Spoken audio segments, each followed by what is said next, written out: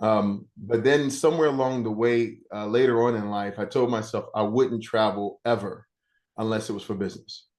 Mm. And that meant that I had to find a way to really develop business. Step one, I read a buttload of books on how to be perceived as valuable. That was the main thing. So it was really more about how to bring people to me, but it turned out to be a study on how to actually be valuable to others. And that was, I read The Tipping Point. I read From Good to Great, Jeffrey Gitomore's Little Black Book of Connection and Red Book of Sales. Several books. I think I read like maybe 15, 20 books, 48 Laws of Power. And I have a systematic brain.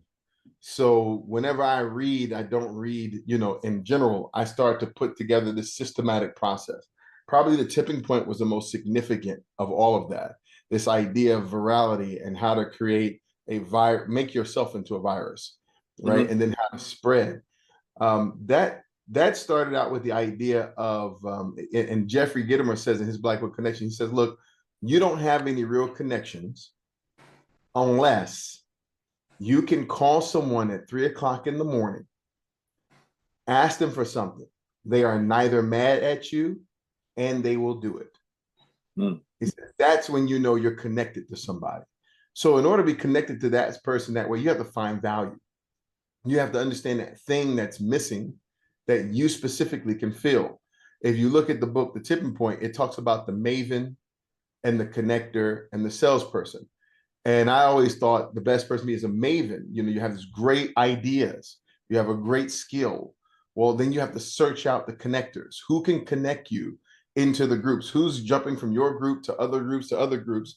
And then who is it in that group that that person can introduce you to that will hammer your ideas down one place after the other, after the other, after the other. And you see this, right? So you see like when Kennedy started Job Corps, he was taken around from school to school to school, introduced to the heads of those different student unions, and he connected with them, and they hammered the ideas down, hammered the ideas down, hammered the ideas down. And you'll see it again. Politicians do this. Barack Obama did this in Chicago, where he went to Senator White. Senator White took him around. He was the maven, he was a connector, and then that local person he introduced him to hammered it in, hammered it into his group, hammered it into his group. So as much as that sounds like a recipe for just connecting in business, it's a recipe for international business, except for you just expand what you research. You don't just research the person, you research the entire economy. And you look at that economy and you say, okay, let's create a tier. First, let me figure out what economy is growing, has a possibility for growth. That's a couple of metrics that are out there. That's definitely they've resolved the issue of clean water and food. They've gotten to the point where there's some kind of opportunity kicking off. Someone's created a 20-year plan for development or 10-year plan for development. The pieces are there. The money and the resources are lining up. The leader is lining up. Everything that makes that thing happen. So it's an analysis you're doing to find those places that you should go into. And then you're looking for fit. Okay, out of this initiative, like I'm in IT, so I'm looking for someone to say, we have a 2030 ITC development program, ICT development program inside the country. And the World Bank is behind it, providing money. And also China is behind it, providing infrastructure support or so forth and so on. And these pieces are starting to line up, and they've got a charismatic or direct leader who's putting the hammer down, cutting out the BS and pushing the thing forward, and has created all the things that make this thing happen. So they say, okay, it's got momentum, it's got direction, it's got a plan, and it's got resources. And there's some other things you can line up and say. So one thing is, you develop your own methods of integration. Maybe they need to speak English. Maybe they need to have certain things in place. Like the thing you provide can't be provided unless something else is in place. For example, for us, we can't provide something unless there's fiber optics already laid in the ground. We need internet access. So that was from the IT standpoint. So we always look to see if those things were ready or underway or happening before we entered.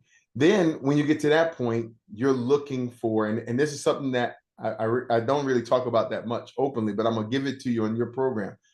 We look for vectors of influence.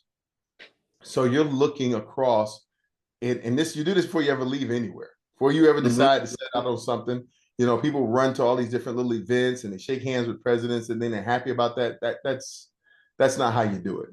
You're looking for vectors of influence. You want to understand who controls the power, which means just actual like raw cold political power. Then you want to see raw cold financial power, hardcore infrastructure power, hardcore religious power, hardcore criminal power, hardcore everything. And you want to look at those individuals and then analyze how they're tied together, break it down.